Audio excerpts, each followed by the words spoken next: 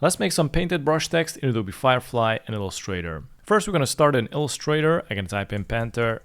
Now, in order to generate the right oil painted text, we're going to need a font with brush strokes. So in my situation, I'm going to go with Calgary Script. This looks like a subtle brush font. I'm going to need to customize it to make it more exciting actually. So I'm going to right click on it, create outline, right click on group, and I'm going to rearrange the letters a little bit more. And I'm going to customize it. I'm going to select the direct selection tool and just pull some of these endings. And I'm going to copy paste this part from the letter T, Control C, Control V, join, stretch, and place. Let's do the same with the rest. All right, so this is how the custom font looks like. I'm going to save it as a JPEG. Now let's go to Adobe Firefly. I'm going to go with the widescreen at the aspect ratio, content type photo, scroll down. I'm going to select hyper realistic.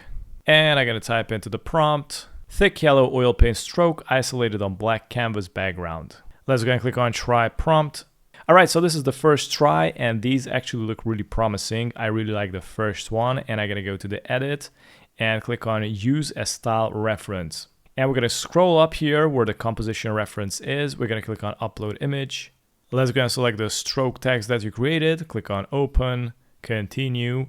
Increase the strength to 100%. I'm also going to customize the style reference settings here. First, I'm going to decrease it and see what is going to happen. And I'm going to re-customize the prompt. I'm going to type in text made of thick yellow stroke and click on generate. And we got the first results. Some of them are good, some of them are not that good. I kind of like this one, but the background is really bad. So I'm going to remove the canvas. And I'm also going to increase the style intensity, the strength as well. Let's try it out. And voila, there you go. Now these actually came out really nice.